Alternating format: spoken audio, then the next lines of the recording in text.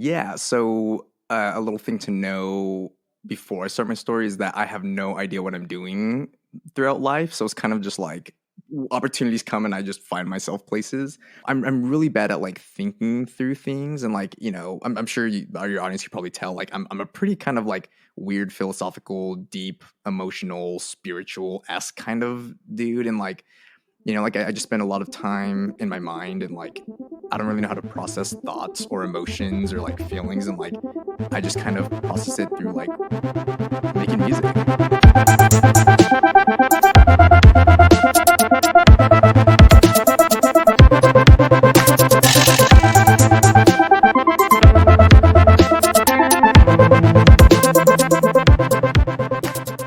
Hello, Sound Seekers. Welcome to a very special episode of Sound for Thought, a podcast that uncovers the reasons why people make music. I am your host, Andrew Schultz, of the self-proclaimed, legendary, and hugely successful Redefining Records empire. Right off the bat, I just want to ask you for a quick favor in exchange for this amazing and free podcast you're about to hear. If you haven't already, please give this show a follow or subscribe on whatever podcast listening platform you're using. If it's Apple Podcasts, please do us a favor and rate and review. This will help us out a lot and help us make the show better. Thank you to everyone who has already followed us. Your support has been overwhelming, and I am truly grateful for you. It blows my mind how many people keep joining us in this music discovery journey. Also, if you want to get updates and bonus content about this show and other cool things like the Bands, Beers, and Buzzwords podcast, you can follow us on Instagram at Redefining Records. My guest today is a sad boy from the 90s living in the 80s, or so says his Instagram bio. It's Andres Montiel, otherwise known as VHS King, a recently launched project with strong 80s synth disco indie rock pop vibes. His first single, Prom Song, is out now and found its way onto some big playlist. It reached over 2,000 streams in just the first few months. I'm excited for you all to get to know him and learn more about why he started this project. It's a nice long conversation that goes from silly to serious and back to silly again. We talk about our shared college experiences in Santa Barbara, his life working in the movie biz and also living in Hawaii.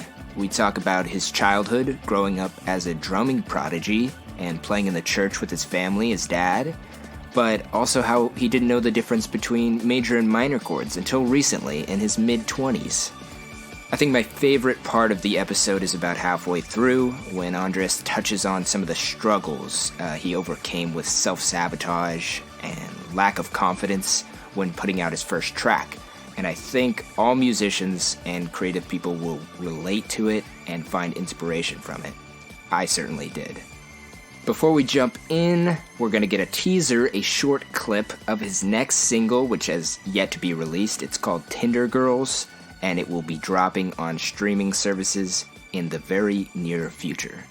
So take a listen, then get to know Andres during the interview before listening to more of his music at the end of the episode when we play his track Prom Song. I hope at that point you will understand his process and why he decided to put out his music, and then you will find his music even more enjoyable and interesting to listen to. You can listen to VHS King on Spotify or anywhere music is sold and streamed. Give him a follow on Instagram at VHS__King. Alrighty, this one's called Tinder Girls. Stay safe, be kind, keep making cool shit, and enjoy the show. And also, happy holidays.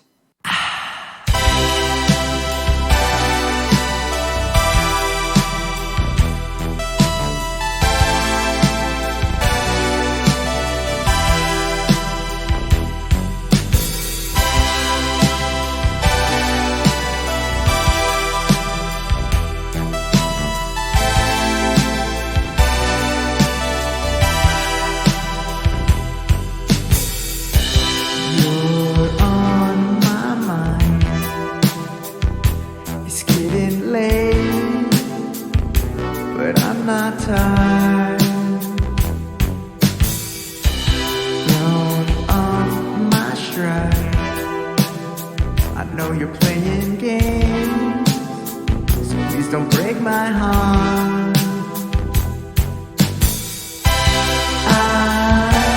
I like you, and I hope you like me too. You're a renegade.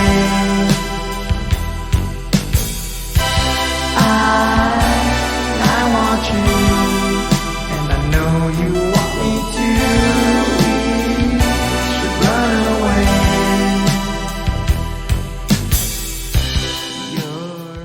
The episode just gets better and better. Yeah, totally. So, and I hope listeners know that. I want them to know that. The good stuff's usually towards the end. Definitely. But now we're just starting off with gold right here.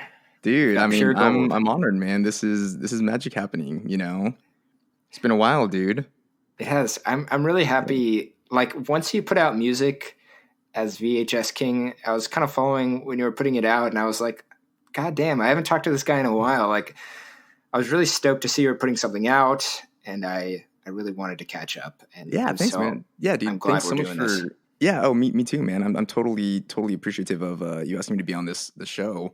Yeah, I think we definitely were like on opposite sides of the friend group. I don't know who in my band you talked to, but like I was like much better friends with like Aiden. Like, you know, because we did film together too. So yeah, he's kind of like, you know, I keep up with him a lot, and I kind of like always, I mean, you know, we're friends on social media and everything, and you know, I was super stoked to see that you did your music stuff too, you know, and glad to hear that the podcast was doing well too.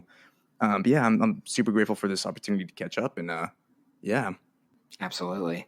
And now I'm gonna hit you with these hard hitting questions that you're gonna get. Let's do it. I'm gonna interrogate you and break your life apart.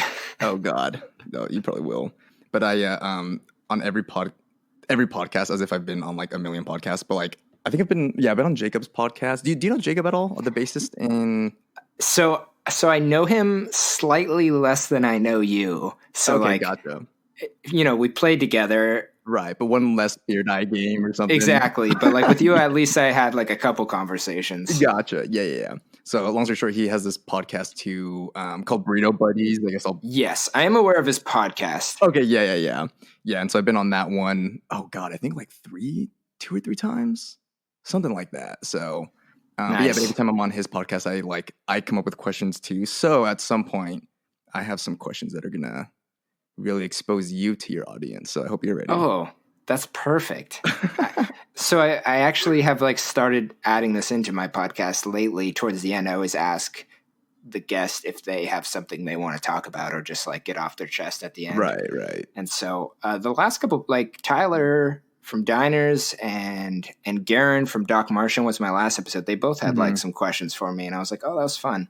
Yeah. So I'm glad you have some. That'll put me on the spot. Yeah, man. That's funny. Yeah, I was also on. I did John's new podcast. Right.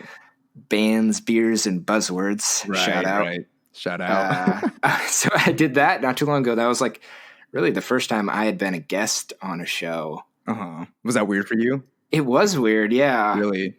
That's funny. It was funny. It was good. I really enjoyed it, but it definitely was like a totally different feeling. Right. I've gotten pretty comfortable interviewing people. And I was I wouldn't say uncomfortable, but I was very unfamiliar with being interviewed. Gotcha. It's so funny, dude, how different it is to be like on the other side. Yeah. Like you wouldn't think that like, you know, I don't know, it would expose you as much as it does. Yeah. It just makes you think. It makes you think more than you should.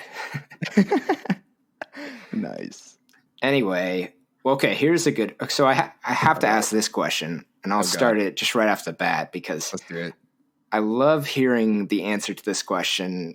I ask it to anybody who went to Santa Barbara, who was in IV in the music scene, especially obviously if they're on this podcast, they're probably in the music scene. Right.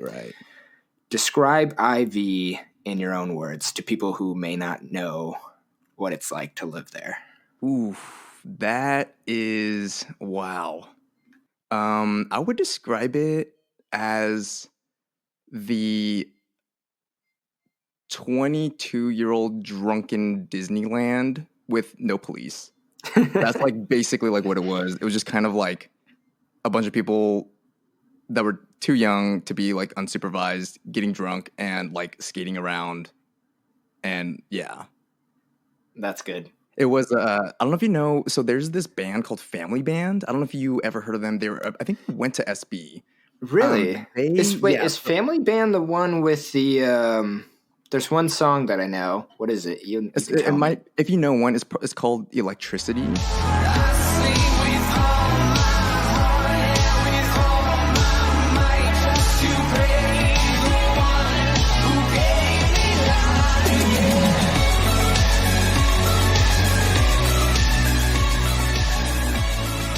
Dude, this is a throwback. They literally, okay, so they played the Halloween show our freshman year or sophomore year. Did we have the Halloween show freshman year? Do you remember?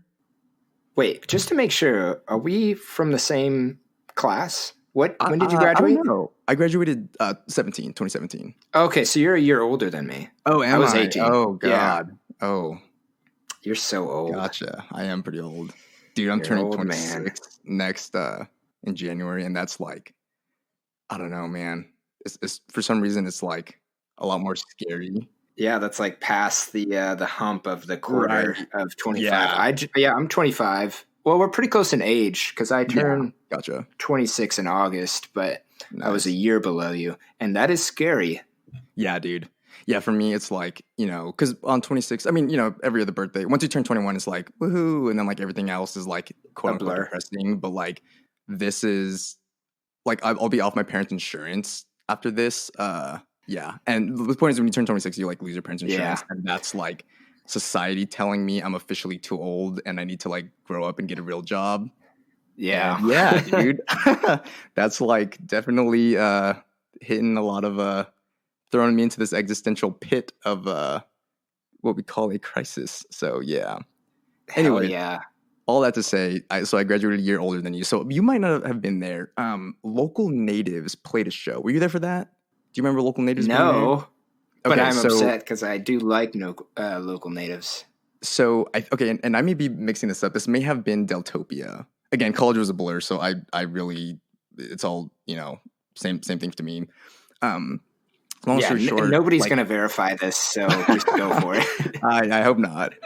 So long story short, we party like super hard in Ivy, and there was, in order to like try to like minimize like outsiders coming in, because there's like this like party culture in Isla Vista. Going back to the whole Isla Vista thing, for a lot of people who haven't been there, it's like this weird like community where like there's just like these like unspoken rules that like you just kind of like you can totally walk into a random person's party that's totally normal, and like you'll often be at parties at like houses that you don't like, people who own houses that like you don't know the owner, and it's just like kind of like this weird thing where like it's totally cool to like have random people walk into your house. And maybe that's how it was for me. I don't know if that's how it was for you, but drinking with strangers in your house was like more or a common less thing. And but like oftentimes there were like outsiders or like out of towners who were like coming just to like get fucked up. Or, oh, can I cuss on this podcast?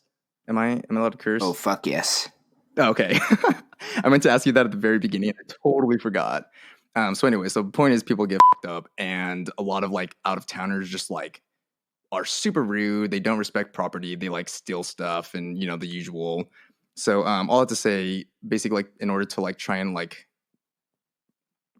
get like the local IV people to like not host random parties and like get all these like invite these like outsiders to come in, they started throwing these like concerts on like major party days. So like Halloween we had a concert, Deltopia we had a concert, etc.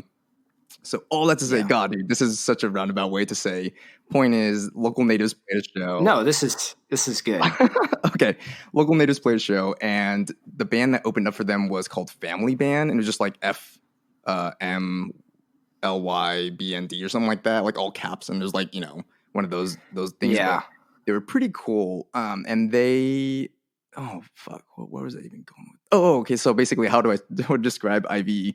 God, dude, you're totally gonna have to like rein me in. I'm gonna go on these tangents all the time, so you need to like, I don't know, get your little like and like so that way I know I'm going too far. No, this is the Get Deep podcast. Okay, nice. Well, we're gonna get real deep, baby. But yeah, so basically this band described Isla Vista as a beach slum, which I think is a totally perfect way to describe it. It was a college beach slum, is like what they said. It was like this Yeah. weird utopia of like nobody could knew how to like take care of their front yard, and like kind of like trash everywhere, and like such like harmony, dude. Like, like people would like just like all the bicycles going everywhere. Like basically it's a place where like if your parents were driving, their eyes, you could always tell the parents who like it was their first time in IV, because like their eyes were huge and they were like, Yeah. these bicyclists aren't stopping. Why are all the skaters in the street? But like everybody who Oh, was like yeah. there, like it was just like this like weird. Have you ever been to Vietnam? Random question. Have you been to Vietnam before? No, I have not. Okay, so like if you like look up like in like Hanoi or like Ho Chi Minh City, there's like all these like crazy streets where like basically if you like walk across the street, you're like not supposed to look at the oncoming traffic, and you just kind of like walk, and there's so many motorbikes that are like going back and forth, and like it's almost just like the like Red Sea, where it just like splits around you, and magically you like cross the street without even, people who have been to Vietnam will know what I'm talking about. But so it's kind of like that. So Yeah. yeah, so that was a 20-minute People just version. avoid you. Yeah, yeah. So that was what IV is for all those people who did not want all that detail and random stories. So Oh, they come here for random stories and okay, good. and detail. This is what we Oh, want. do I have those? Nice. Yeah, that brought a couple things to mind. So I was a year behind you, so I do Okay. remember concerts and such. Not those specifically. Mhm. I remember. Well, first of all, I must say I did not. I was not at those shows. The family band show and the local native show. Right. I thought okay. I was thinking of the band Family of the Year. Do you know that band? Oh, family. They have this song called Hero. Let me go. I don't wanna be your hero. I don't wanna be. Oh yeah. Oh, dude, they were like pop punk in like the freaking. Yeah. Oh my god. Yeah. Wow, that's a throwback. Nice. Okay. I'd have to listen to them later. So I was thinking of that band, which was just wrong, but Okay. It was close, dude. I do Just remember. Yeah, close enough. Same thing. close. Yeah. My first concert was at UCSB. Same type of thing. They'd throw the holiday concerts. We did. Your first you might have concert been at ever? this one though. Well, no, at UCSB, like my first one of those concerts that you're referring to. Oh my god, to. dude! I was about to. No, that would be that rough. was gonna blow my mind. Okay, gotcha. That would Sorry, be continue. crazy. Young the Giant for Halloween. Shit, who opened up for Young the Giant? That might have been Family Band. I might be fucking this up. Was dude. it? Okay. I'm probably. Oh god, I don't know, man. Well, here I am saying I didn't see Family Band, so I don't really know. But they were the openers, dude. Okay, wait, were up. they? Fuck, man. God, I do not remember. Anyway, I was not there for the opening of that show, but I was there for Young the Giant, and it was like very symbolic of IV to me. Were they wearing diapers? They were wearing diapers. Are we? Oh, is this? shit. They definitely That wore might have been diapers. it. Okay, I'm getting. Anyways, continue. Okay, Continue. well, This is. Yeah. We're putting the pieces together. Slowly but surely, we're gonna get this story right. Yeah, this entire episode, just screw music and screw all this stuff. Let's just talk it out and just figure out this story, because Just this one night. this is one night, please. Anyways, continue. Sorry. But anyway, it just reminded me because they had just released their third album, Home of the Strange. I'm a big Young the Giant fan too, so Nice. I was super excited about that show. And they had so there's a couple songs on that album I just looked up, and there's one called Jungle Youth.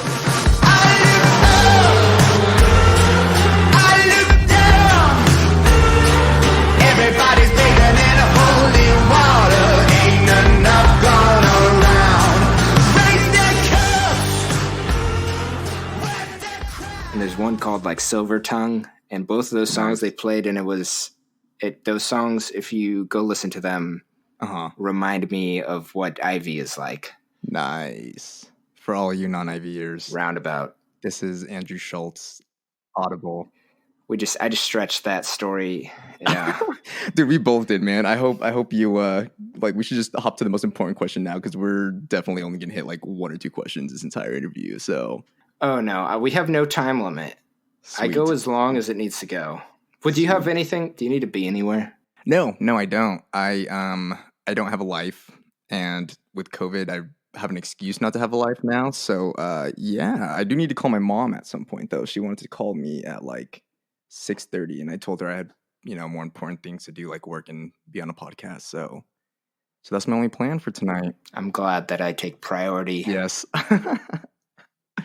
I love you, Mom. Okay, here's the most important question of the pod. Talk to me. Let's do it. I asked Robert what I should ask you, Robert Sandless. Oh God, because he was. We've been alluding to this, but we've played shows together. Right. Robert's our like main link, I'd say. Yeah, for sure. He's kind of my main link to like I live as like music scene in general.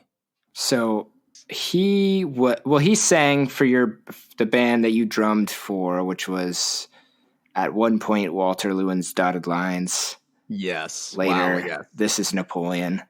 Yes. And we played shows together, and my band with Aiden was Frisian, just for anybody who wants context. So Robert wants to know, what's your favorite thing about Robert Sandless? My favorite thing about Robert Sandless. Wow. Okay. There's quite a few, but I would say my favorite thing is probably that his waist size is a 28. Don't ask how I know that. That's thin. He's a skinny kid, dude. I'm gonna call him out right now. There's this so this is tying to that. I have never seen his legs. He never wears shorts. And the first time I saw his legs was almost like seeing your mom naked, and it was just like, oh my God, I didn't mean to see that. Like, it was truly a unique experience, and it's somewhere on Facebook, I believe. So, Robert, when you hear this, you better delete it because, there's I'd say my favorite thing about him is probably his size 28 waist and his very, very white legs. Perfect. I think that's exactly what he was hoping you would say. Okay, yeah. When you do you like post like an Instagram post when you like share this like podcast, like when it gets released? Oh, you know it. I'm all about that social media. Can one of my like, if you like, could you like edit on Robert's legs onto the image or something? Could we get a photo of Robert on there somehow? If you send me the photo, I'll get it out there. I will. Yes. Okay. I will look it up tonight. Okay. It's your responsibility to give me the photo. Okay. But then I'll make sure everybody sees it. Gotcha. Thank you. I appreciate that. And that's going to be the end of random throwback IV questions. Sweet. And now we're going to get real serious. All right, let's do it.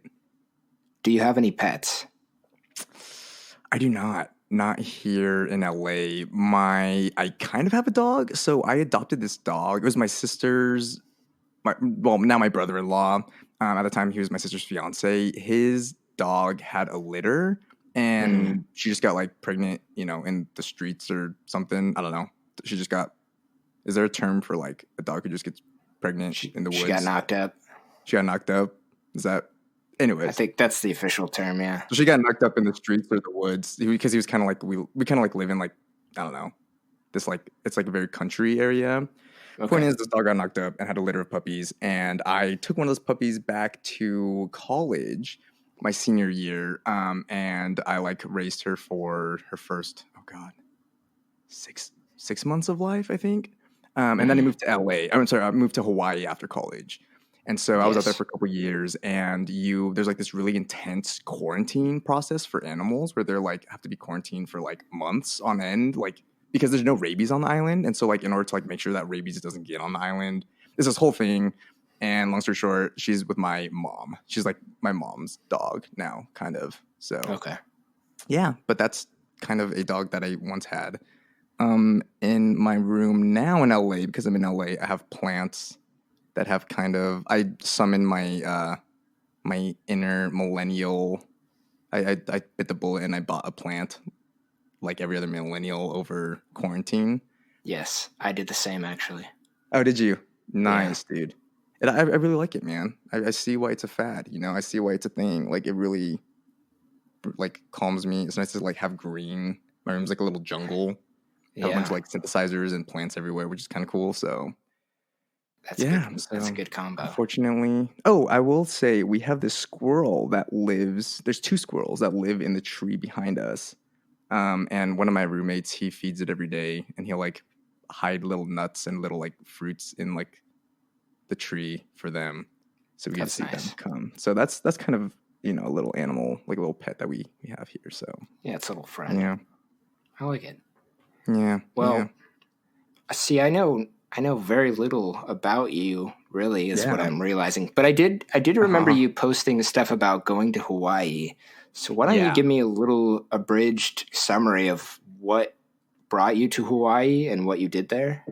Yeah. So a little thing to know before I start my story is that I have no idea what I'm doing throughout life. So it's kind of just Oh, like same. opportunities come and I just find myself places. But I spent many a summers in Hawaii, on the island of Oahu. I have an aunt who lives out there. So like starting in high school, every summer I would go out and just like bum it in Hawaii over the summer. Wow. Yeah, so I spent quite some time out there, and I work in the film industry. And so basically, when I was out there, like in high school, it was just like, bum around, go to the beach and swim and stuff. Once I got into college, I kept on going out because I got like internships, little jobs. I ended up working on this mini, it wasn't a mini, it was like a super low budget feature film out there. 2015, no, was it 2015? I think it was 20, sometime, I think it was 2014. I don't know. Yeah, 2014, summer of 2014. And so I studied film at UCSB.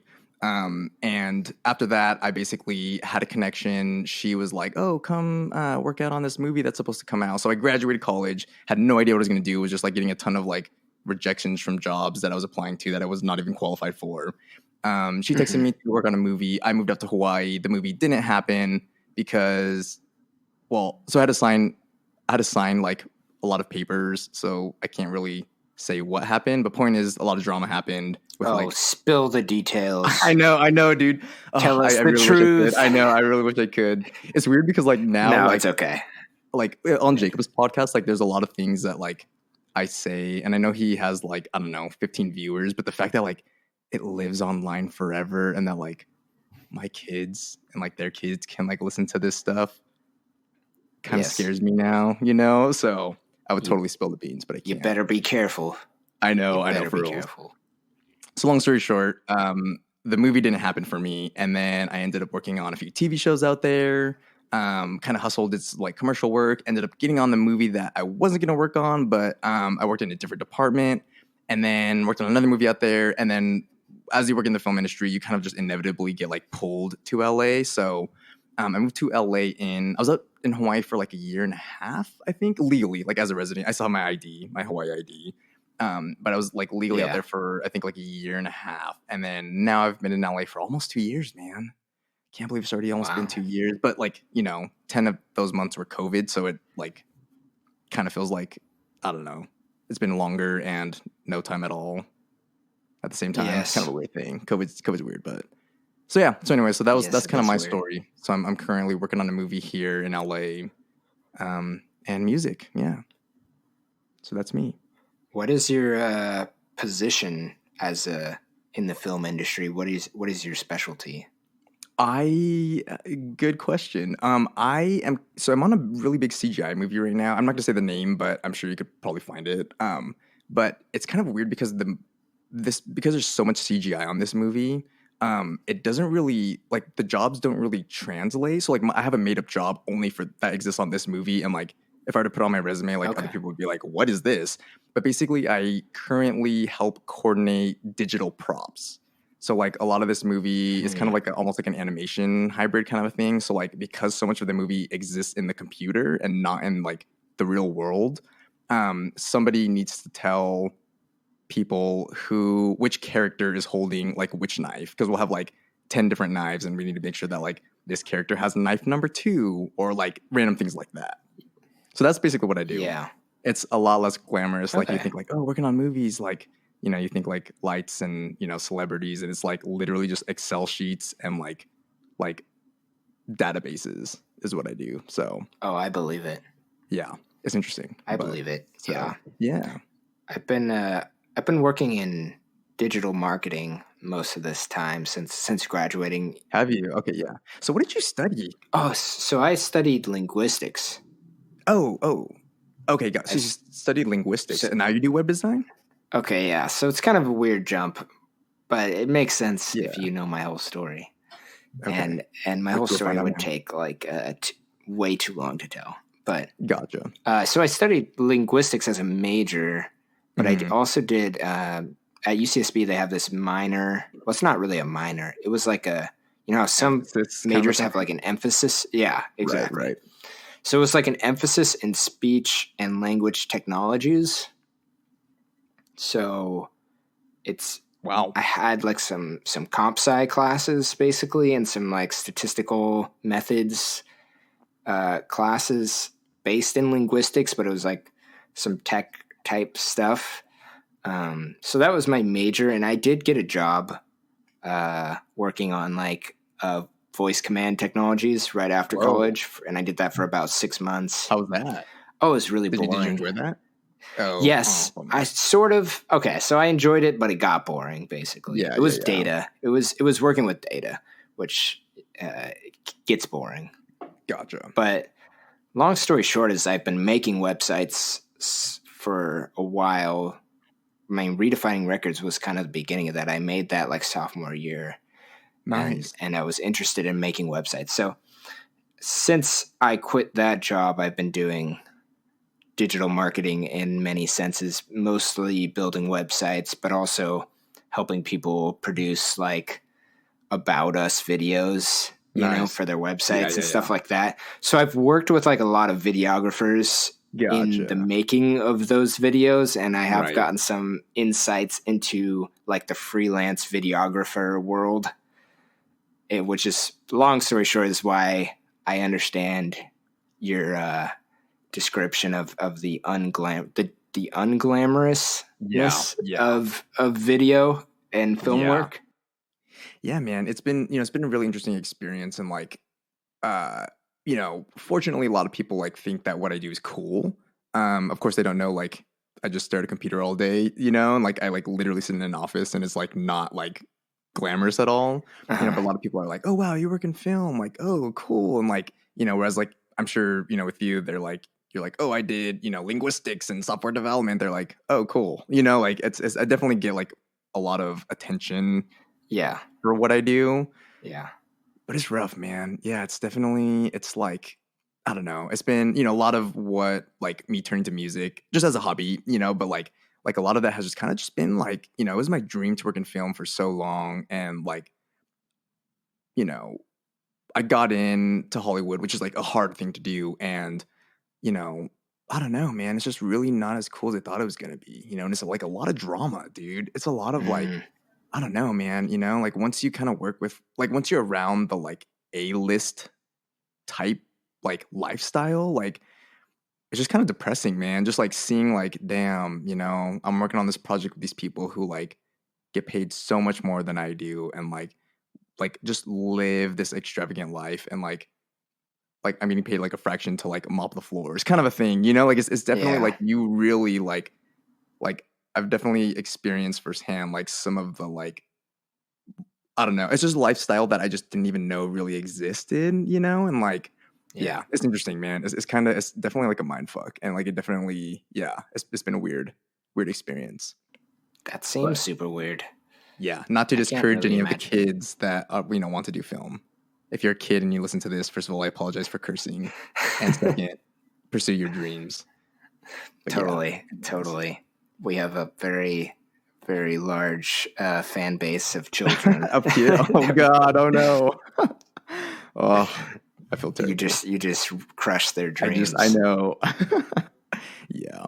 No, that's But super yeah. interesting though. Well, to be fair, I Yeah. feel like every job is never what you think it's going to be. Yeah, definitely, man. And it's definitely like that's kind of one of the things that I'm like reminding yourself. experience. Yeah, it's definitely like I'm like, kind of COVID has been, and I know, sorry, I know you probably don't want to talk about COVID, but yeah, it's definitely like, COVID has brought a lot of like light to, kind of my, I Yeah. don't know, my like mental state, and like the film was really ramping up. First of all, thank God I've had a job throughout this entire time. Like I know a lot of people have been, let go. I know a lot, like this has been like a definitely like hard time for people who have lost loved ones. Like it's definitely, I'm super Yeah. blessed and like super privileged to like have not like had any major losses in my family, and had a job this entire time. So this is definitely like me complaining from my high horse, but um, like the beginning of COVID, the film was ramping up right before everything kind of shut down. And I was just exhausted, man. I was like, in the Yeah. film industry, for people who don't know, we work 12-hour days, Monday through Friday. My longest job I've ever worked before this one was 4 months. And this one I've been on for, oh God, like a year and a half. So it gets tiring, man, and like, it's just such a sprint that's been going on for like so long. Now, when COVID first started, like I was so thankful to just have a break and just like be home for like a month. And like, of course, now things have changed and I'm getting so antsy and whatever. But, Mhm. it really was like a very peaceful time in my life, which I think was totally the opposite for a lot of people. And I think that just kind of really spoke to me a lot about like, I don't know, man, if like, COVID is one of the best things to happen to me in quite some time, like that just really spoke to like, holy shit, like I'm like overworking like, I don't know, man. It was just like a weird paradox of like, like I don't know. It was so weird. It's Yeah. bizarre, it's definitely bizarre. So but it definitely was like a huge relief, and like I loved working from home. It was so nice. Like I caught up on sleep, which I had been like sleep deprived for like literally months. And yeah, man. So it was kind of a weird experience. But yeah. I'm sure we'll talk about film and my hatred of film more as the podcast goes. So we can move on. Yeah. No, that's good. I mean, I want to hear it because I think everybody wants to hear it. We've all been going through a weird time. Yeah. Yeah, Undeniably, totally. it's forced us all to experience life differently and rethink what we're doing and why we're doing it, Right. and give us, for better or worse, give us time to think more. Right. Yeah, for sure. So I know. I relate to what you're saying for sure. Sweet. But let's take a step towards music then, Sure. because you've been making some music lately. I So have. I have a few questions that I always ask, and so we'll start with one of them. Mhm. And it's that I want to get an idea of how you got into music as like a young person or as a child. So like, did you grow up in a musical household, or did you take lessons as like a kid? Where did Gotcha. your musical journey begin? Yeah.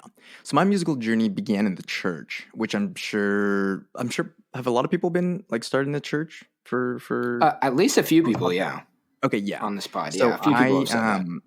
I technically am not a musician, I'm a drummer. So like I literally barely play keys, I What? barely play bass. Dude, I like I'm not even kidding you. I It literally this counts. year. Okay, yeah. But like this year I learned what like a triad was, and like the difference between like a major and minor chord. So like I'm like super Okay. basic still. But I've been playing drums for quite some time, and I don't want to say how long because I should definitely be way better than what I am. But it's been like literally like, oh God, man. I don't know, 15 plus years, maybe longer. I think I started when I was like 7 or 8. Oh God, I'm gonna be 26. Yeah, so it's been a while, man. Um, anyways, so yeah, so I started in the church playing drums. My parents were apparently like when I was like a baby, like my parents would like put on music and I would be like tapping, I don't know, my hand or my feet or whatever babies tap whenever, I don't know, doing baby things. But Mhm. apparently whatever I was doing was like to a rhythm. My parents caught on like pretty early on that like oh, this kid like has rhythm. And as a little kid, like some of my earliest memories were we had near our fireplace we had this like stack of like fire logs, which are just like pieces of wood that we would like burn every winter. And for some reason, I don't know Yeah. why, but like that was like my drum set, and I would like literally grab pencils and like like pretend to play the drums on those like logs, and like constantly be just like breaking pencils and like pens in the house and stuff. And at some point, my parents were like, "Whoa, like this kid's kind of weird. I think we need to get him like drums to like see like what he's doing." So my parents bought me a drum set, and I totally loved it. I played. I mean, I was a kid, so I wasn't like playing like all the time, but got super involved. I naturally like had an inkling, and like my mind just thinks like rhythmically. So I picked it up pretty fast. Yeah. I got involved in the playing drums for my dad. My dad was actually worship leader at the church we were going to at the time. So like my very few first performances were like with my dad, and well, actually a lot of the majority of my years of like my early years were with my dad. And he would lead worship, and oftentimes I would be his drummer as like a little kid. And still I was able to like perform decent enough as like a young child to like back a band and everything. So that was how I got started. I'm super grateful for getting involved in church, like even as a kid now. And like as a kid, like I hate waking up in the mornings. Like Sunday mornings were like the worst, because I just like Oh, me it was a too. weekend, I wanted to sleep, like I don't want to go to church, Yeah. mom, but I'm super grateful for it, because it definitely, I mean, that was the reason I still play drums today. And then after that, my first band was a band with my two little sisters and my cousin. We were called Maximum Capacity. I was probably in like 5th grade, which I was the Ooh, oldest out of all of them. that's a good Dude, so name. we were like literally little kids. We were Maximum Capacity, and we like played 2 shows, which were both like just to like my parents and my cousin, like my aunt and uncle. And we like for his like birthday or whatever, like we like played a show and whatever, like I don't know, it was like we knew like 2 songs. We actually wrote 1 song. We wrote 2 songs. We had 2 originals as like little Ooh, kids. And it's kind of weird, dude. wow. I literally like it's so funny. I literally remember the lyrics, and I don't remember the chords because I was a drummer. I never like I don't play guitar or anything. But I literally remember like the words that we had and like all this. It's like I can't even remember college. A couple years ago. Yeah. Can you give us a taste of the words? You don't have to sing them. What You were don't the have to sing words? them. Just like Oh tell us a God. few lines. Or It was some like it was some like it was like, okay, imagine like the beginning of Zombies, right? Like the like guitar intro. Oh, is it Zombies? It's some Cranberries song by the Cranberries. What's the zombie song? It's called Zombies, right?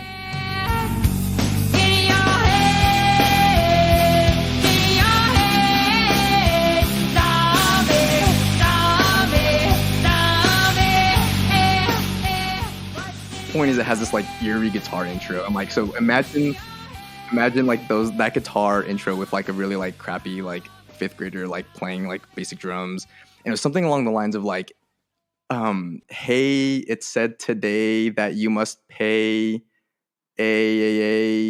what was it? We were make believe it was all a dream. Yeah, yeah, yeah. You said you wouldn't do it, but or else you blew it, but you blew it or something like that. But you blew it anyway. At least that's what he said, or something like that. So like, dude, I mean, wow. Yeah. if my like little kid was writing shit like that, like I'd be like, oh my God, like what's wrong with my children, But yeah, dude, so that was like literally our first song. I don't remember our second song, sadly. But yeah, so that was I guess, wow, that was actually technically my first experience as a songwriter. And Yeah, that's that was the great. first time I did not realize that. So anyway, so that was my like first band. Then I got in like, I was in a few like really terrible short-lived bands, quote unquote bands, in like junior high, where like it was just me and like Yeah. my friends like jamming, and we like came up with a name and like never played any shows. I had a band in high school which we were god awful, but like we played all the time. So I grew up in Merced, California, which is like this like pretty, it's like this weird Central Valley town where like nobody goes to college, and like I don't know, it's kind of like a weird like typical like low education. I don't know, people like most of my high school students, like, or most of my high school peers just like got married and had kids. And so like I went to college, and that was like kind of weird, like I was like the weird one. So yeah, so I grew up in like one of those small towns. And at the time there was like this huge metal scene, and my band was like the only non-metal band. So we played shows all the time, dude. We were like we were the tryhards. And yeah, it was such a blast, man. We were god awful, and we played like a lot of like Blink 182, like Taking Back Sunday. It was quite a blast, dude. And then yeah, in college I was in Robert's band, which was This Is Napoleon towards the end. Yeah. So that's kind of my how I got started. You were being modest at the beginning. You're a great drummer. I mean, I've seen you Thanks. play. It's funny, man. I'm literally getting worse as it like time goes. So I'm coming out with a new song soon ish. So you've already heard my song. So I did drums on that one, and like it's super basic drums. And dude, I freaking trying to record this again, man. I hate recording. I don't know about you, but like recording is literally the most depressing thing for me. It's like just a constant reminder that like you're a terrible musician. You know, like dude, my timing is always off.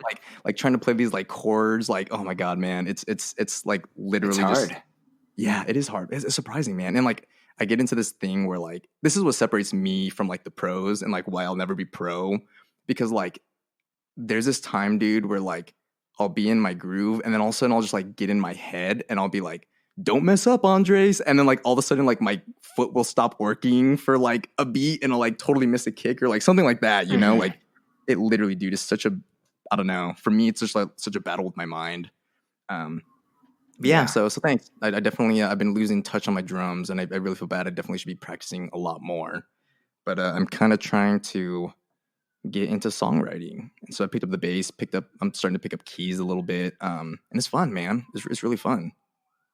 Where are you living now, by the way? So I live in Seattle now. Oh, do you? Yeah. Seattle's rad. Yeah, well, it's funny because I was just about to say, yeah, I have like two distinct memories of Seattle. I was literally there for like I was there twice. Literally accumulation was probably a total of like 24 hours. So we basically just like stayed the night there, got drunk, and then like moved on. The first time was with my housemates, and it was so bizarre, dude. We literally so we were staying at this like motel, pretty close to like downtown Space Needle area. Is a Space Needle downtown? Yeah. Okay, cool. Yeah. So we were like staying like somewhere near there. We were probably like a mile and a half, 2 miles a walk. Um, and when we got there, we were like, it was pretty late, but we were like, oh, let's go like get some food and then let's go out and drink and whatever. It was in the middle of winter, so it was like, I think it was like early January probably. And we go and we like leave our motel and we like go to like this, we like walk to this one bar restaurant thing. Or maybe we got some food before. Anyways, point is we would like go to this bar and like the bar, it was like 11:30-ish p.m. And the bar was like not too poppin', but it was expected just because it's like, it was like a Thursday in like the middle of January. And like Yeah. this guy, he like walks up to us and he was like, oh, like, yo, guys, like, it's my birthday. And he was like super like messed up, dude. He was like super drunk. And we're like, oh, happy birthday, Yeah. dude. And he's like, yeah, man, just like another year alone. Oh, yeah. And we're just like, oh, God. Yeah, dude. It got really sad really fast. And he was like, oh, yeah, Yeah. like you guys, I'm turning like 35 today. And we're like, you look so young, like one of those. We're just like, oh God, like what's going on? Yeah. And he was like, yeah, like, let me just give you some, life advice. Like, when you're like jacking off and you're like about to orgasm. And we were just like, I was just like looked at my bros and we are just kind of like, sure. And he was like, oh yeah. Like, dude, if you like, there's like this area behind your balls. And if you like pinch that really hard, you'll like orgasm and it'll last like 5 minutes and it's great, man. And we were just like, oh, cool. And he was like, all right, see you guys. And like literally walked out. And we were just like, oh my God. okay, that was freaking weird. And like literally like he was telling like he said a few other things. And like next thing you know, it was midnight and the bar closed at midnight, which I thought was really weird.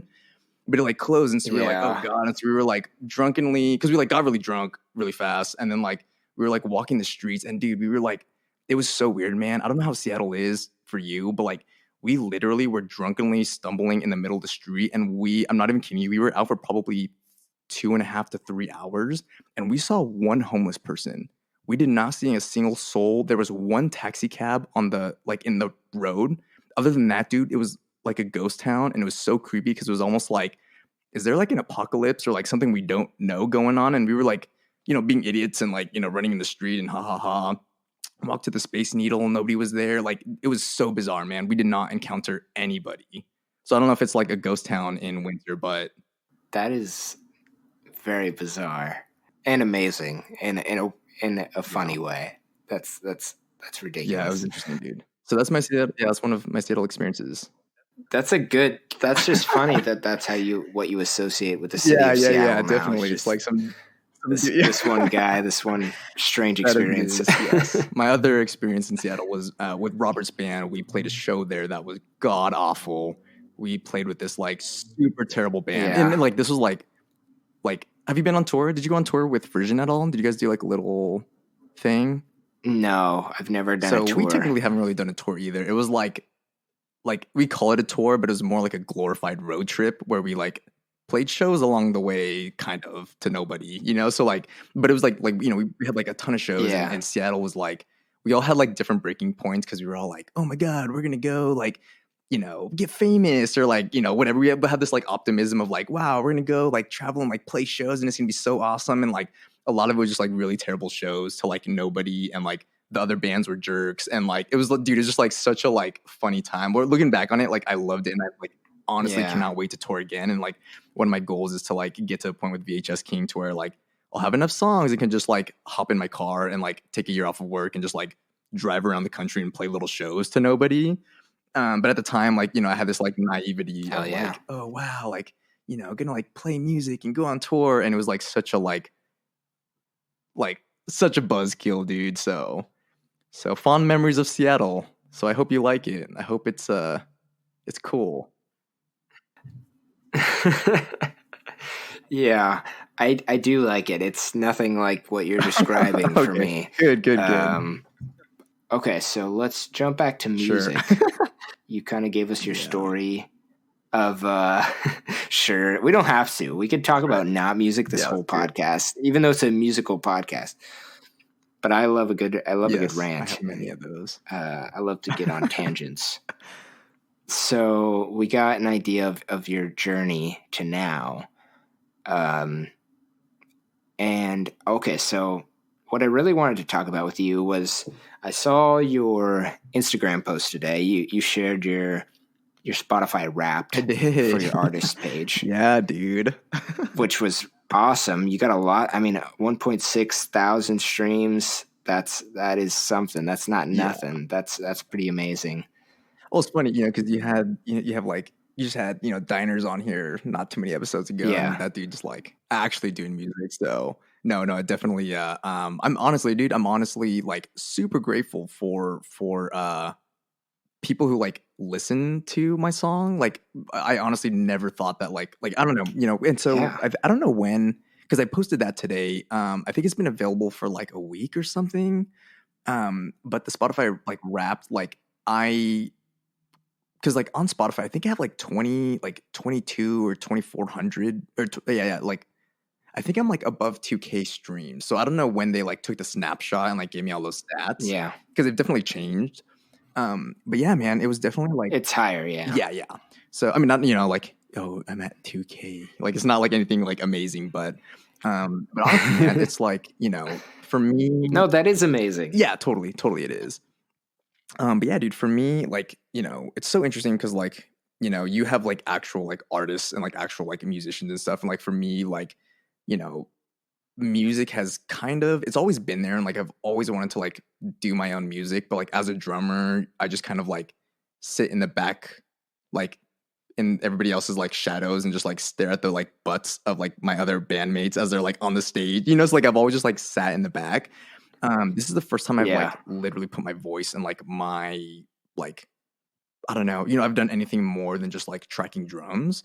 And it was a really cool experience, man. I like really, this whole VHS King thing was like, I wrote Prom Song months and months and months ago. And like, I like literally just sat on it and was like, I'm going to, write a song and push it out. And like, I wrote the song, and like, dude, it's been this whole, I don't know, it may be like this for other people, but like for me, it was like this whole mental battle, and like this whole journey of like literally overcoming like all my fears and like all my like, like I don't know, I've never put anything that I've done out there before. So like I don't identify as a singer. I don't identify as like a key player. Like I've always been like the drummer in the background. So like literally, dude, I sat on this song for probably like 9 months, and like I could have like put it out like way long ago. But like most of this journey of like putting this out was like me like working up the courage to like click submit, and like click like submit to Spotify, and then just like Yeah.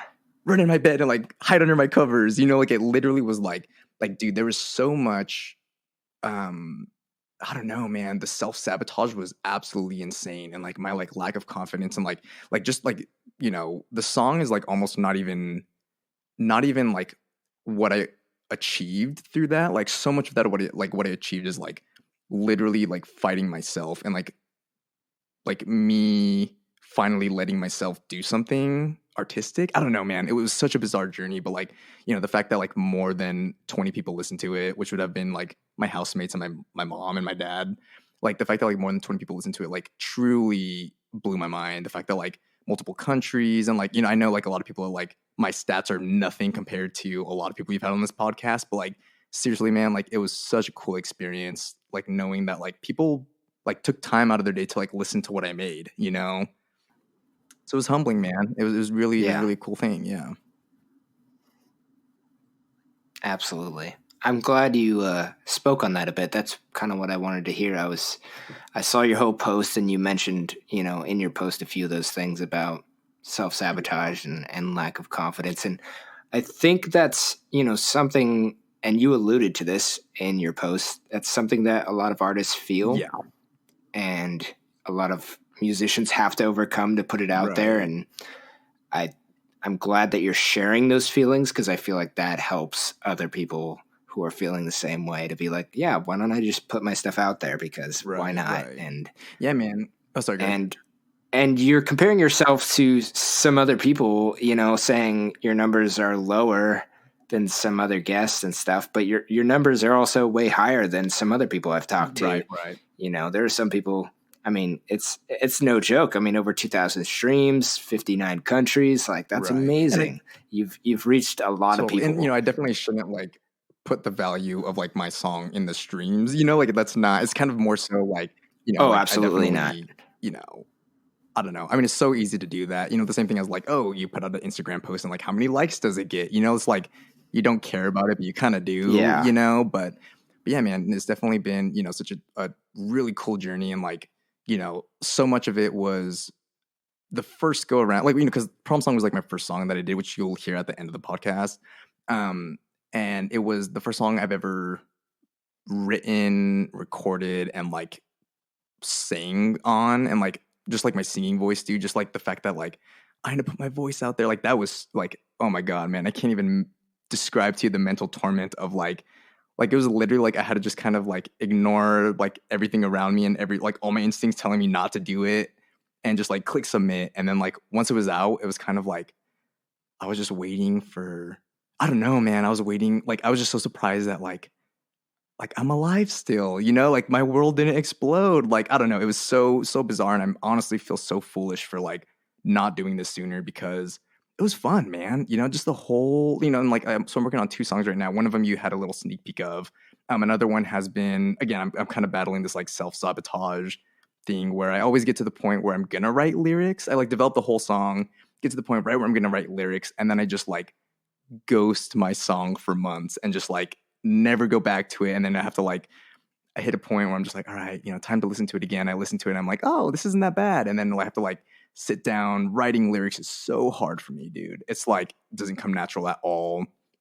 And so, yeah, so it's definitely like, it's constantly just like battling myself, but it's fun, man. It's just so like, just like, I don't know. It's just such a fun thing to do, to like, and it's so like, such a personal experience where like, you know, like the track isn't like the best, but it's so me, and it's so like I don't know, my thoughts and my like emotions, and like I think like, I think a lot of people think like visually, but like for me, my mind just kind of works like audibly, and like my like just, I don't know, like I definitely connect with music in like a kind of a weird way.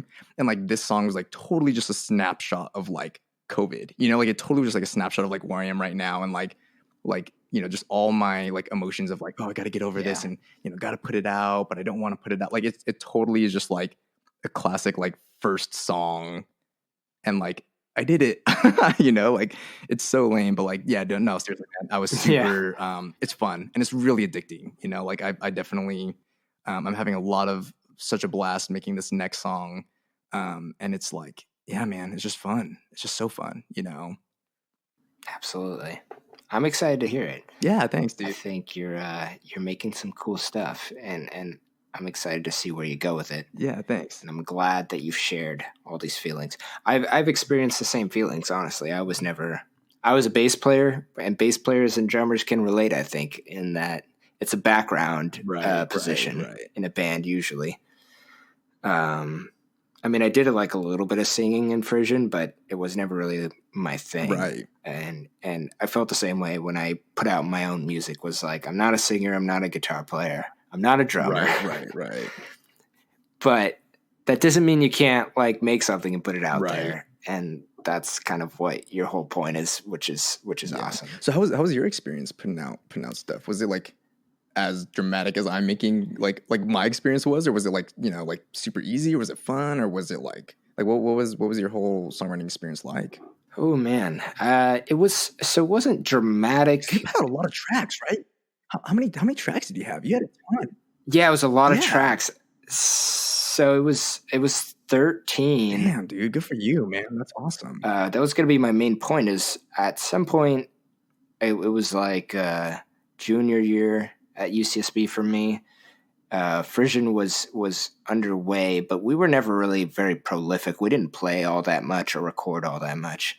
But Aiden Danzy, who was my main partner in crime in the band, he went abroad for a semester junior year, and so I had some extra time, and so I came up with the idea that I would just write some songs and make an album of my own, just to see if I could. You know, it's kind of like a bucket list thing. It's like, can I write an album, you know, like a cohesive long form piece of music? So it started off as just that, and like the music part of it came easily. I've been writing little songs that I've not shared with people since middle school. So I put down the music, and I had a lot of ideas just in the bank that I had for a long time that I turned into songs. Right. Okay. And I got like you said, I got all the music together, and I recorded the track minus lyrics and vocals, like just the musical part of it. It only took me about a year to put down, you know, whatever it was, 12, 13 tracks. Right. And then I just hit a wall because I was like, I'm not a lyricist. I'm not a singer. Right. And putting together the last bit of it, writing lyrics and recording vocals took me like 3 years. Like it was such a struggle. Damn. Because I mean, I had ideas of what I wanted to say. Lyrics, you know, writing lyrics wasn't as hard as recording vocals. I was never a singer, so recording vocals was really the hardest part. It was like, I have ideas I want to write about, but can I write words that sound good when I sing them? Right. And can I sing them in a way that doesn't suck? Right. But I knew that I wanted to do it all on my own. That was the biggest thing. It was like an experiment in, can I do this? I feel you. Yeah, totally. Which I think, drives a lot of people to do a lot of things. It's just like, can I do this? Can I push myself to do this hard thing to do? Right. So my experience, the feelings were similar. And when I got to the end of it, it was such a long journey that when I finished it, I was not afraid to put it out because I spent so much time on it that I was like, I got to just put it out. Right. Because it was so much time invested. Yeah, the scariest part, and that literally the scariest part was actually kind of in the middle because I never thought it would take that long. I mean, from beginning to the end, it was like 3 or 4 years process. And somewhere in the middle, I realized like, oh shit, this is way harder than I thought it was going to be to do. Right. And I had put so much into it already that I was afraid I would never finish. I was like, what if I can't finish, you know? Right. Totally, man. And that was probably my most insecure moment.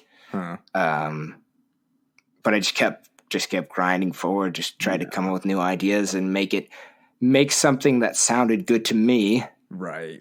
And if it sounded good to me, then I moved forward and eventually got to the end. And I was like, all right, just put it out. I was like, right. At that point, I was like, I put so much effort in, I got to just put it out. Yeah.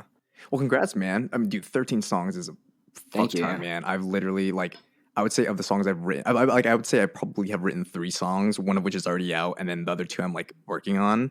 Dude, 13 is a ton, man. So good for you for doing that and for overcoming yourself and strapping down on those vocals, dude. Because it's definitely like a super cool sounding album, man. Like the LCD sound system vibes are so strong. It's funny because like I really admire you and Aiden for that. Like for those, again, going back to Ivy and like for the people who like don't know, like I mean, with any like, you know, indie rock scene, like there's a lot of like every show we'd go to had like some sort of like Say It Ain't So cover or like, you know, I don't know, it was just like typical. I don't know, you know, it was hard to find like people who, because I've kind of always been on like this weird like island of music as well, where I like something about me like I subconsciously try so hard to be hipster and like I just can't help it. You know, it's just like I just actively like reject pop culture. I don't know why, but like I do.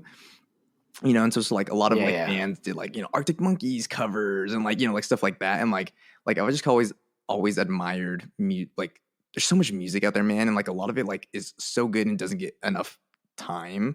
And I was so stoked to see that like you guys were like LCD sound system esque. You know, like that was like such a different experience, and I haven't been into like a local scene that had that, which totally was like super cool. So yeah, man. Thank you, man. That means a lot. Yeah, dude. Yeah. That's how we felt. We were listening to that stuff and obsessing over it and thinking like this doesn't exist like out in the scene right now where we're at. And I had been in bands before in like high school where it was like, covering Arctic Monkeys, and which is kind cool. of the classic For people who are doing that, that's cool. Rock, which is cool. Yeah, no, had a lot of fun doing it. But kind of the expected vibes. Being in IV and being in such a good scene for music, so many good bands. Yeah, that man. Everybody who is there knows, totally. and I'm not, and I would never, and not to talk down on any of them at all, but it was like you said, there was a lot of kind of similarities between a lot of the bands there, right, and just like the jam band kind of garage rock kind of vibe.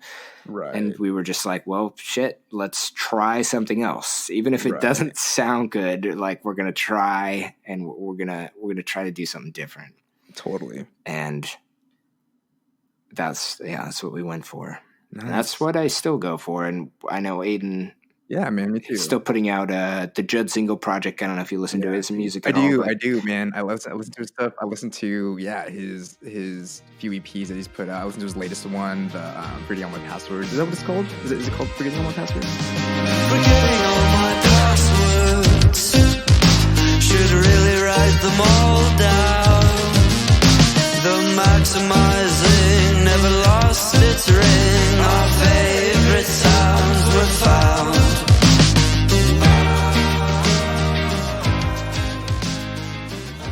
Yeah. Okay, that's what he named the. Yeah. I listened to his sauna session. I'm probably his biggest fan, Aiden. Yeah, the sauna session. So you better send me some free merch, dude. Send me some free. Oh, that's is it me? I'll fight you. Well, oh god, I'll fight you over it. Well, anyways, just send both Andrew and I some free merch. So I'll leave it at that. Yes, I agree with that. We're on the same page there. Well, he doesn't even have merch, so it doesn't matter. Well, he better get on it because I want some free stuff. Yeah, I gotta help him out with that. I'm gonna get him some merch. Nice. Well, okay. So we've touched on it a little bit, but I have to ask explicitly. The question of the podcast is always why it. Okay, here we go. Let's create some dramatic pauses. Okay, are you ready? Yes, I'm ready. Why do you make music? What's the point of making music? Ooh, man. That's a great question, dude. Why do I make music? Um, well, I think it's kind of weird too because I started in quarantine. I've always kind of like jammed to myself, but like really kind of recording because of quarantine. And I think it's kind of just my sanity, man. I think it's like I'm kind of a weird dude and I like really, really like enjoy like deep periods of isolation. Like for me when I oftentimes I'll do like solo trips to other countries for like a month or two at a time. Um that's just kind of like That's how I cool. like. Yeah, well, it's kind of unhealthy though because I like get like overwhelmed in like the States and then I'm like about to break down and then I like leave the country for like a month and then I like I don't know, find myself or like whatever and then I like come back and I'm like fine, like I don't know, it's definitely it's a weird thing and it's not sustainable at all. But it's kind of like who I am right Mhm. now. And with quarantine, you can't travel, you can't leave your room. Like staying in my room, literally, man, was so hard for me. Like I don't know why, but like I actively like try my best to not be in my room. Which and a lot of times that's like go to shows, go to bars, hang out with friends, get dinner, and like just being in my room was took me like literally months to like get used to it. Um, and yeah, man, I think like music is kind of just like it's kind of just that friend that gets you, It's kind of just like that it's always there for you kind of a thing. And like I definitely neglect it and like, I don't like practice enough or like do my scales or, my paradiddles and whatever, but it's like it's kind of always there, man. And it's something I can't really help, Like I naturally just like, some people watch Netflix, some people draw, like some people just do things and it's kind of just like, I don't know, it's just kind of who I am. Um, Mhm. so I definitely, music is I don't, I don't know why I make music other than like I feel like it's I don't know. I don't intentionally do it, but it's just kind of like what it like how I don't know, it's just how I process things. Um yeah, so I guess all that to say, I guess it's kind of just like an emotional process of like I'm really bad at like thinking through things and like I'm sure your audience could probably tell like I'm a pretty kind of like weird philosophical, deep, emotional, spiritual esque kind of dude and like like I just spend a lot of time in my mind and like I don't really know how to process thoughts or emotions or like feelings and like I just kind of process it through like making music. So yeah, so Mhm. did that answer your question at all? Oh, beautifully. That was perfect. Oh, thank you. Thank you. You are a good host. Oh, thank you. There's no wrong answers. Yeah, yeah, That's kind of the whole exploration of this topic for me is yeah. just like getting to know why people do what they do musically, Mhm. especially so that you can kind of, if you listen to a person's music, I feel like if you know why they made it or like what it's all about, then you'll Right. really like appreciate it in a different way. Mhm, mhm. So that's the whole concept of the show is like you listen to some music, you get to know the person and why they do what they do, and then you hear some more music and you're like, oh shit, I'm hearing this differently now. Right, right. So there's no wrong answers, and I love your answers. Those that whole explanation was was perfect, and I relate Thanks, to man. it. Do you? Nice. It is, I felt like if we talked more, yeah. man, we probably would have been good friends in college. If we actually Oh, like chat and stuff, we absolutely. would have been we've been buds. We've been buds. We will be buds. We will We be can buds. be We are buds. buds. We're Nice. buds now. We've We're made it buds now, happen. exactly. There's no going back. So what's next for VHS King? Is it wow, wait. Do you hear Oh, that? yeah, dude. A big kind of rev engine sound. Nice. It was Yeah. really nice actually. Was it? That could be like a sound bite. It could be a soundbite. Like you could use it as like a transition between topics. It could be like vroom, and then you're like talking about the next Yeah. subject, during your editing. And that's exactly what I was trying to do. So it's perfect. So I was trying to Nice. transition to like what do you I know you're working on some new stuff. We're gonna hear a piece of the next song. where do you see this thing going? Are you just trying to keep doing it because it makes you feel good and it helps you personally? Do you hope that you get famous doing it? Do you hope that you can make money doing it? Do you hope that it is just continues to be an outlet for you? What's the future of VHS King? That is a great question, and I have no idea. I think, That's okay. right now it's just a late night bedroom project, kind of a thing where, I'm up till 2 a.m. and just, can't sleep, so let's do some music. Um, like I said before, it's addicting, man. Like literally, just working on this, like it's interesting because, my favorite part about this whole thing is just kind of like not really knowing the potential, but like trying to find it, and it's like, for me, Yeah. the most difficult part is being a drummer. Rhythm stuff is totally fine. I have no problem throwing down bass and throwing down, drum tracks. Which is funny because on prom song, I didn't even use drums. I used a drum machine. But like for me, like finding a Yeah. chord progression is like one of the hardest parts, like literally like, 1 4 5, like all that like basic stuff that I'm like still barely learning. Like a lot of that is, um, it's funny because with prom song, I just was like messing around on the keys and just came across that progression and just played it over and over again. And like it just kind of took on its own form. With this song that you just heard, um, that one was like literally just me like playing different chords, trying to find something. I came up with like 3 chords, which I was like, oh God, like this is kind of onto something, let me mess with it a little bit more. And just like workshopping it, man, and just like literally not knowing anything. And it's like, having like a ball of clay and just like kind of playing with it. And then all of a sudden you like kind of envision something and then you're like, oh shoot, dude, that's it. Like let me go for it. So I kind of, Yeah. it's kind of just like start at my weakness and just find something until I hear something that's cool, and then like it kind of just takes a life of its own. And I'm definitely still finding my voice as an artist. So like the first song or prom song was like super 80s. This one, the one that you just heard that I am going to come out with hopefully sometime early next year, or not hopefully, we'll be coming out with it sometime early next year.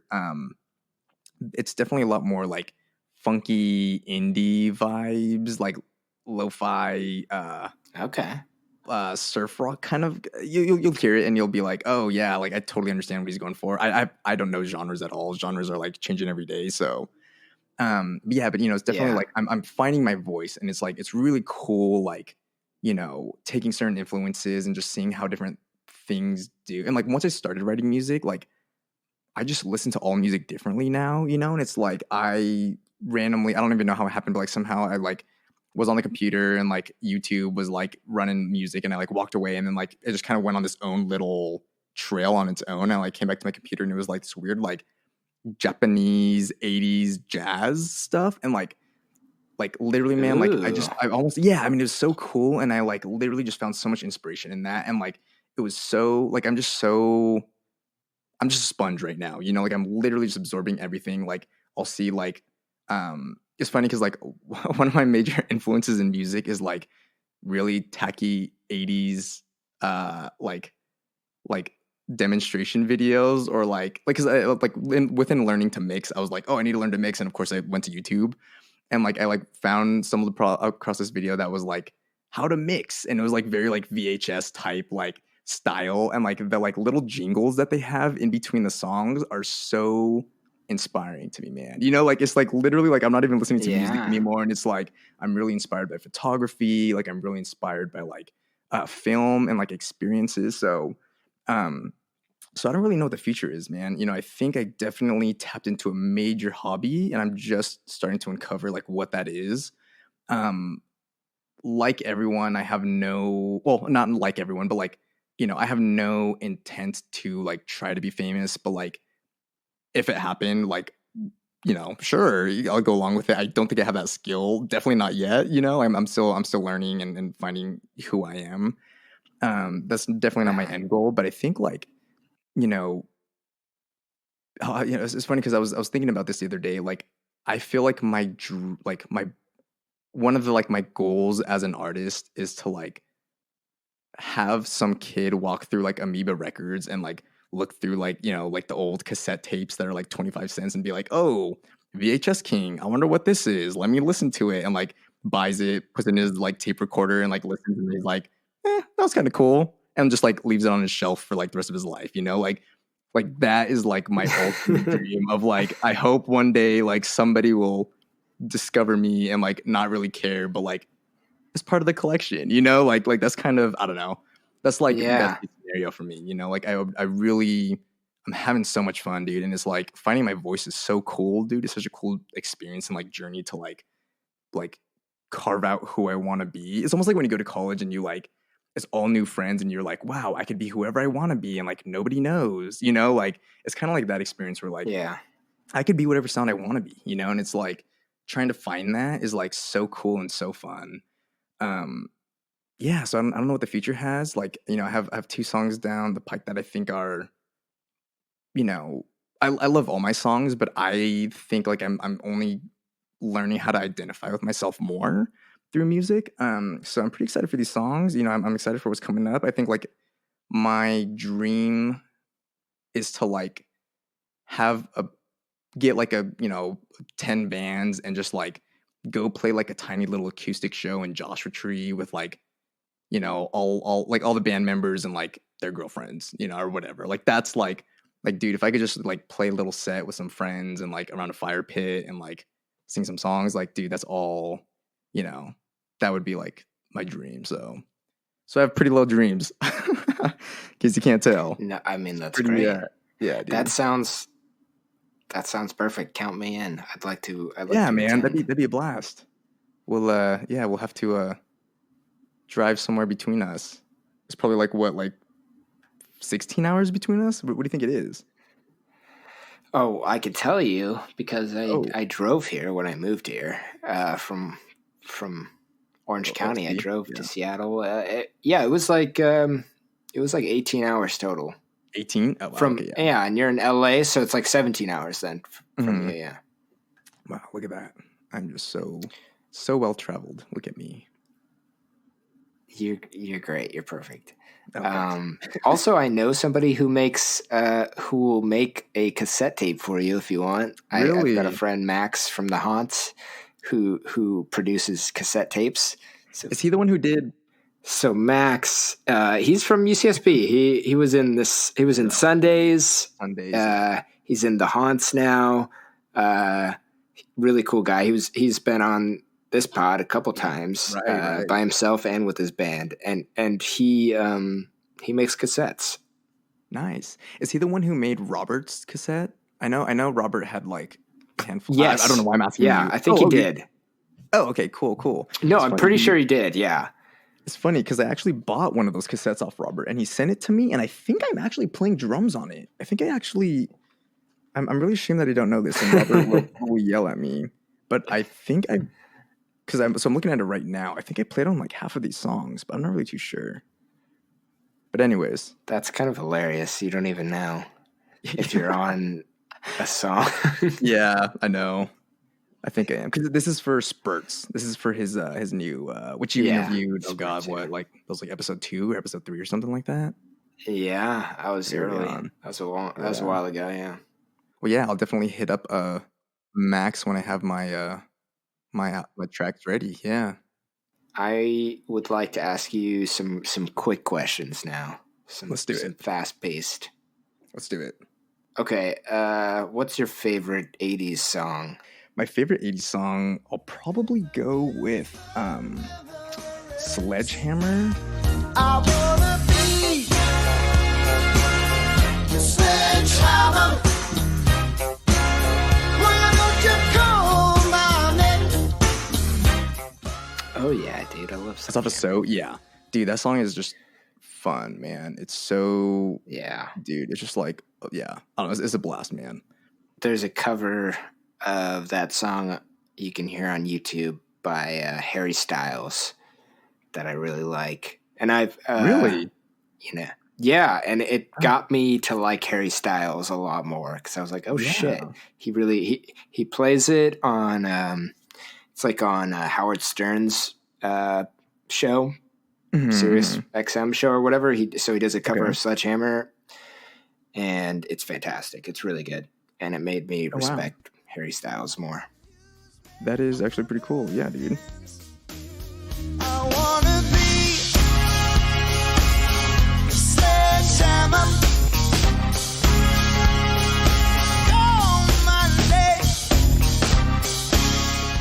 what do you enjoy doing besides music? Ooh, what do I enjoy doing besides music? That's a good question, dude. What do I do? What do I do? I like to water my plants. As sad as it is, I actually get a lot of satisfaction um taking care of my plants that I have. Um, I like to drink. I currently like to spend money. I'm going through like a retail therapy phase. So that's probably my biggest hobby right now. Um, I've purchased quite a bit over COVID, and I'm kind of embarrassed, but I'm really going through like a vinyl record phase right now. I kind of like didn't have that all like in college when you're supposed to have it because I was like way too poor to afford like food, let alone vinyl. So I'm right now Yeah. I'm really into buying like funk like records from like the 70s. So it's Nice. kind of this weird like music exploration phase I'm going through. Like there's a lot of cool stuff that you can only find. And then oh god, I'm gonna punch myself in the face, but there's a lot of cool stuff that like isn't on the internet, dude. You know, like there's a lot of like really good songs that you would never just like stumble upon because like the YouTube algorithms just kind of have their own, like they always recommend certain songs. So there's a lot of like deep cuts that aren't even deep cuts, but I just haven't been exposed to it. That are pretty cool, man.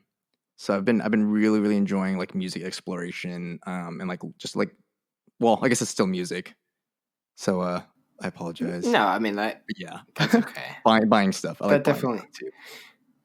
yeah, it's something besides making music and like working on Right, music. So that right, that right. counts. That counts. I like it. Gotcha. I love your answer of just buying stuff. Yeah, I will say one of the things that I have, I would say it's a hobby that I'm kind of doing, is I bought a VHS camera, which is very fitting because Oh, look at you. VHS King. But dude, this thing is a freaking Yeah. dinosaur, man. It like you like turn it on and it's like, like you like hear the noise and everything, and like it has like a little attached mic, and it's so like, dude, I just feel it's like a flashback to like, the 90s when before it was like, when I was like one that I don't even remember this flashback, but it's like super cool, dude. It's like, I don't know, it's just like such a fun, it just like kind of makes you see the world differently, It's like the aspect ratio is like 3:4, which is like, or 4:3, which is like the old TVs. Do you know about aspect ratios at Yeah, all? like the kind of Like 16, yeah, 9. yeah, I know what you Yeah, mean. yeah. Yeah. Yeah, and so like the like aspect ratio, just like I just feel like I'm like in a little time machine, every time I record. So it's fun, dude. I've been recording mainly just drunken nights. The only time I really remember to pull it out is when I'm drunk, and so there's a lot of like footage that like I already need to burn because I can never have my kids see this stuff. But yeah, but it's fun, dude. Those are the things you need to show your kids. Honestly, man, like I constantly think about my legacy, but not like, how am I going to change the world? More so like, oh God, what are my kids going to think about me? And like, I'm genuinely Yeah. super excited. And like, part of the reason why like I feel like I am writing music is because like I want to like have my kids be like, come to me one day and just be like, like a 17-year-old, like my 17-year-old like child, just be like, Dad, like, what is VHS King? And I'm like, holy shit, like I totally forgot. That's right. And I'm just Yeah. like discover my old, like, I'm not that I'll ever forget about it. I'll probably remember, but like just like the day that like my kids like find this podcast, like just the fact that it'll be on the internet forever. And if they like Yeah. really dig deep, like they'll like find this podcast and like listen to like their like 25-year-old dad just like make a fool of himself and like cuss, like I don't know, dude. I constantly think about that, which is kind of weird. But yeah, I think it's No, interesting. It's funny, and I wanna that's like great. embarrass my kids as much as I can already, and just like make sure that like make sure they I do my fatherly duty in embarrassing them. So Hell yeah. I feel the same way. And I think that's something that gets brought up a lot on this show is that making music in a way, making your own recordings of your songs is immortalizing yourself. And it totally, is totally, something you can leave behind. You're capturing a moment in your life and you're putting yourself into it. So, and you're Totally. expressing some sort of feeling or thoughts that you had in that moment. So one day, even now, obviously everyone who listens to it now experiences it, but it will be forever captured. So Right. I agree with you, and I think about that a lot too. As it's a big reason why. Are you just saying that? No, I'm not. I hate you. I wouldn't agree with you for no reason. Aww. No, I love you. We're good. We're best friends now. But you remember I said when I was making my album, I got really anxious about halfway through that I wouldn't finish it. Like it was harder than I thought it would be. And so a big part of that anxiety was that I wanted people to hear this part of me and like be able to reference it later. Like I wanted, like, for me, it's kind of funny. I always thought like, I got a little anxious. Like, what if I died randomly? What if I was like in an accident and I didn't finish this album? Oh no. I'd be really upset because I was like, I'm putting myself into this album and I want people to, you know, be able to go. If I died, I wish my album was out so that they could reference it and know how I was feeling and stuff, you know? Right. And it's the same kind of thing with like wanting your kids to hear it. You're like, I want them to know what I was feeling at this moment. Right. And that I am a human too, and we're all humans together and we're figuring this shit out.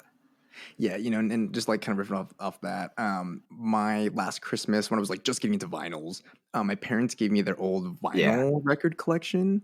Oh, hell yeah. And yeah, dude, and it was just like, I don't know, man, I think it's so cool. And this is like pretty weird, but like, I just thought it was so cool that like I was literally touching the same like piece of plastic that like my high school dad touched, you know?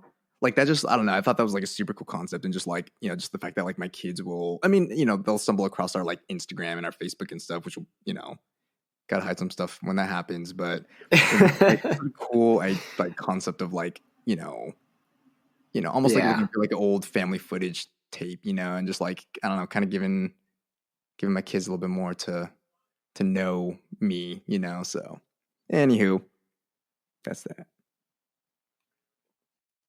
Yeah. Well, we've been going a while. Yeah, we have. I know. We'll probably wrap it up pretty soon here. Do you have anything on your list of like things you wanted to say or add that you haven't said yet? Okay, well, first of all, I finally remembered that song. As we were talking, it literally just came to me. Oh, let's hear it. So the song this was one of my favorite songs from 1984. Knowing You from Today by Sideway Look.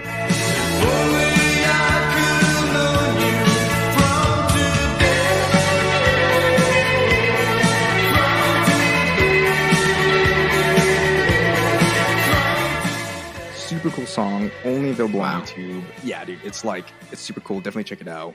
I just found it and it's like a gem, and I've been bopping it constantly. Anyways, so back to I have a list of questions here for you.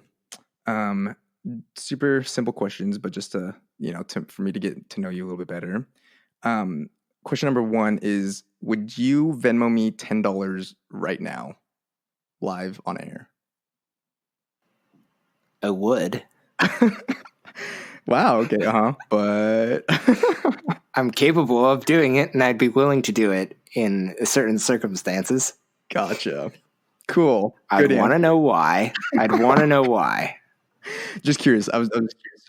But I totally would. I wouldn't be against it. Gotcha. Okay. Cool. Glad we got that out of the way. Okay. So it just creates. To be honest, it creates some concern. It makes me think that you're like desperate and you need to buy drugs or something. This was merely a social experiment for me to see if I could trick you into Venmoing me $10 in front of all your fans. Now all your fans are going to hear this and be like, "Oh, he didn't Venmo him. What would I do?" And then hopefully that sends them down an existential crisis of like, "Wow, what would I do?" You know. And then hopefully they'll Venmo me $10 to support this show. Moral of the story: Venmo Andrew Schultz $10 to support the show. Nice, dude. Nice. I love that. Okay, so question number 2.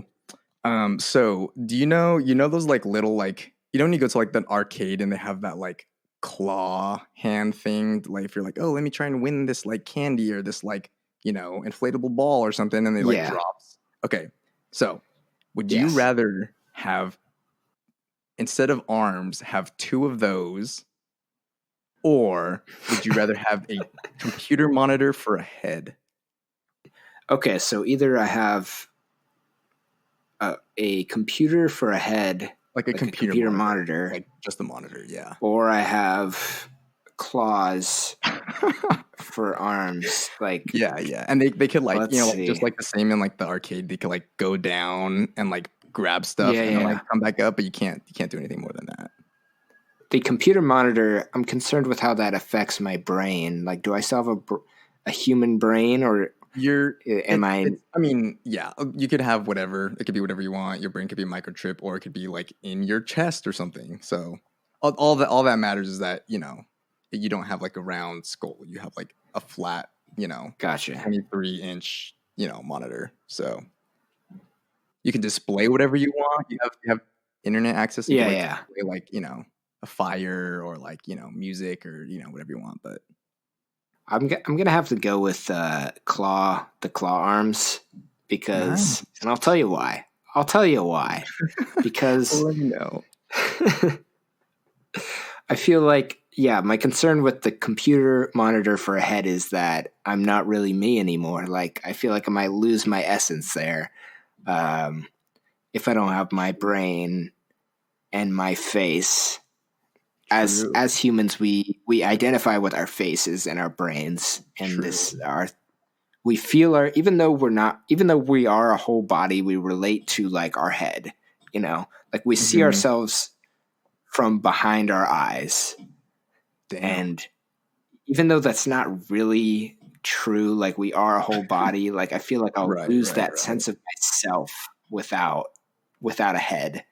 Wow. And so I'm gonna go with the claw arms. Wow, man, that was pretty profound, dude. I was expecting like a oh, I don't know, but you really thought that one out. I applaud you. That was Thanks. good, Thank you. good. Okay, my last question is, what is cinnamon? Like, Cinnamon is yeah, like what is it? it's a spice. It's a spice. No. I mean, okay, like I know it's a spike, but like or spice, but like why does it come in sticks? Like, are there cinnamon trees, or You know, that's a it? good question. I assume that there's some sort of plant. I'm not an expert. I don't know the right answer. I assume there's a plant, and maybe it's a tree, maybe it's a bush, maybe some variation of either. Yeah, because it almost looks like bark, you know, like tree bark. It does look like bark a little bit, yeah. That's a great question. I can't believe I've never thought about it before. So important. Yeah, over Thanksgiving, I made some horchata. You like ground Wow. like cinnamon sticks, yeah. And like as I was grinding the cinnamon That's sticks, I was awesome. like, you know, like if it's a, you know, why do they call it a stick if it looks like bark?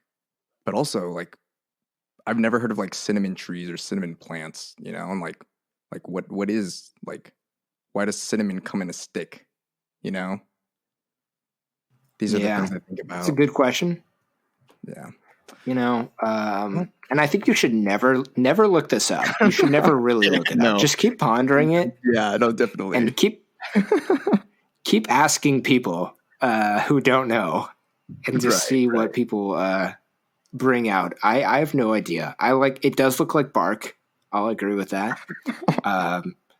At this point, I'm mainly just I want to try your horchata because I love horchata. Oh yeah, dude. Yeah, when I come up to Seattle, whenever that is, I will gladly make you a whole picture soon. Yeah, exactly. I'll totally make you a whole picture, dude. I'm gonna hold you to that. Oh, for sure. Gonna hold you to that. Please do. Nice. Well, I can't think of a better spot to end this on. Yeah, man. Yeah, I think that was pretty good. That was perfect. So, house cleaning. Last couple things I have to say / ask. I always ask for the guest to recommend another future guest. So if you have anybody who you know who makes music or who is musically creative who would be a good guest for a future show that you could recommend, that would be cool. If not, that's okay. Totally. I'll actually recommend two people. The first one is Perfect. my housemate. His name is Shane Sato, and he releases music under Shane Sato. I could totally send you his Instagram and stuff after, but he has been like, I basically like go to him and like, Shane, how do like what's a minor chord? And he like explains everything to me. And he's like, his music knowledge is so good. He does like he released an EP back in October or September. I think it was September. And he does like instrumental jazz fusion kind of stuff. So pretty good. He has Cool. tons of success on Spotify, man. So it's been really cool seeing like him release stuff and his journey, and like it's cool that we're in the same house, and like I feel like his little brother where like he does something and like does it like successfully, and then I do something and like don't do it as successfully, you know? So like it's been pretty cool. He's been like a huge motivator, and like it's constantly just like asking me like dude, you know, where's the song? Why haven't you put this out? And like he's like definitely helped pull me through some of those times where I'm like, fuck, like, you know, where I'm just like sitting and like listening to my song, but I don't want to write lyrics, but whatever. And I'm just like, God, okay, like I gotta write this shit because Shane's gonna yell at me. And so yeah, man. So he's definitely helped me out a ton in my musical journey. And so he's the first one I'd recommend. The second one I'll recommend is a guy named James Garcia. He releases stuff under Flavor of the Week. That's his band name. He has a surprise guest appearance. He's doing a little solo on my song that you guys heard, the one that I played at the beginning. Yeah, he has a little solo. I won't tell you what instrument it is, but it's sexy. And he also just released a album. Oh God, in October. What month are we in? We're in December, right? So we're in December now. He released it in November, late October, early November. But yeah. So point is, his album is like super kick-ass too. He's helping me out. He's helping on my song, and so yeah, I'll definitely recommend him. James Garcia, Flavor of the Week, and check them out. They're both cool. Support them. They're cool dudes. Both super cool dudes. Hell yeah. I look forward to talking with them hopefully soon. Yeah, man. Yeah. Where is the best place for people to follow you on social media? Ooh, I pretty much only have Instagram, and I hardly have an Instagram. I like rarely use it other than like random posts. I would say Instagram. I think I'm, oh God, what is my handle? I think it's VHS _ King. I think that's what it is. Yeah. But I really, right. I know I'll never be like successful because I just can't do social media, man. I really like, I don't have the energy, and like, you know, posting like once a month is like kind of difficult for me. Like it takes a lot of energy. So yeah, but yeah, feel free to follow me there. Shoot me a message and be like, hey man, you know, you really got me thinking about cinnamon, and like I really don't understand what cinnamon is, and we can go through life together just on the hunt to try and figure out what is cinnamon and why is it a stick. I'm on this journey with you now too. I refuse to look it up. I'm gonna keep asking people till I find out. The first person you know that like knows it will definitely be their keeper. Life changing. Well, people can find you on Spotify at VHS King. Yes. Go look them up. There's a new song coming soon, hopefully. Yes. And there's going to be some cassettes for sale soon too. If Andres here gets his shit together and makes it happen with Max. Oh God, so much pressure. But yes, Max, if you listen to this, I will be hitting you up in 3 months to 8 years. Sometime between that span. That's a great window. That's a good reasonable goal to reach for. I like it. Nice. All right, Andres, keep making cool shit. It's been a pleasure. Man. Thanks for being a guest on the show. Dude, thanks for having me. This is awesome, man. I really appreciate it. You're welcome, and we're gonna be friends now. Dude, nice catching up, man. Yeah, we should definitely keep me posting on all your musical stuff, dude. And I'll definitely hit you up and make you some horchata whenever I find myself in Seattle again. So hell yeah. Dude, keep in touch, man. You got a deal. Cool. We end with a high five. So I'll count down from 3, and then we'll virtually high five. Okay. Okay. I'm ready. 3, And this is good because there's been like a slight delay, so this is perfect. There's been a huge delay, man. I almost like started talking and like left blank spaces intentionally, knowing like I don't know. Yeah, it's kind of weird. There's a huge delay, so You did a good job. Oh, you did too, man. You did too. You did good. Okay, here we go. Ready? 3, 2, 1. Oh, that wasn't too bad. That was amazing. It was perfect. It was just what it needed to be. Exactly. Nice. Alrighty, dude. Thank you. Alrighty, man. Yeah, of course. Peace. See. So wait.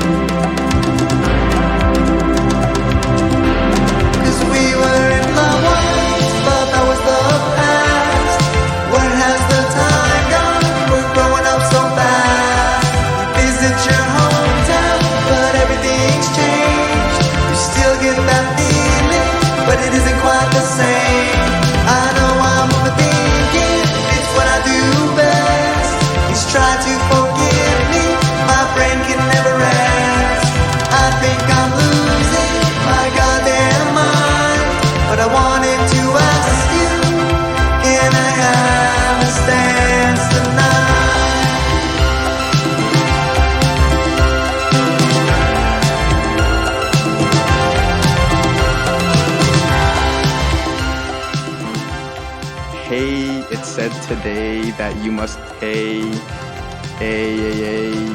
what was it? We were make believe it was all a dream. Yeah.